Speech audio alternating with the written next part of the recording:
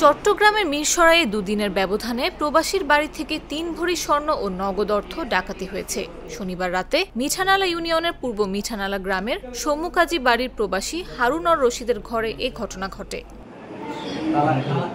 পরিবারের দাবি, দরজা ভেঙে রাতের কোনো এক সময় আলমারি ও ওয়ার্ড্রবের তালা ভেঙে ৩ ভরি স্বর্ণ ও নগদ ৭০,০০০ টাকা নেওয়া হয়েছে। এ ঘটনায় মিরসরাই থানায় লিখিত অভিযোগ দেওয়া হয়েছে। মিরসরাই থানার ভারপ্রাপ্ত কর্মকর্তা আতিকুর রহমান বলেন, ডাকাতির খবর শুনে ঘটনাস্থলে পুলিশের টিম পরিদর্শনে গেছে। অভিযোগ পেলে তদন্ত করে ব্যবস্থা নেব। দুদিন আগে উপজেলা হিঙ্গুলি ইউনিয়ন সহ সম্প্রতি মিরসরাই উপজেলা জুড়ে বেড়েছে চুরি ডাকাতির ঘটনা। এতে আতঙ্ক নিরাপত্তার সংকটে ভুগছে বাসিন্দারা। গত ৬ মাসে ঘটেছে শতাধিক চুরি ডাকাতির ঘটনা। দেশি পাকা টমেটো আর সিক্রেট রেসিপির কম্বিনেশনে তৈরি প্রাণ সসের বস।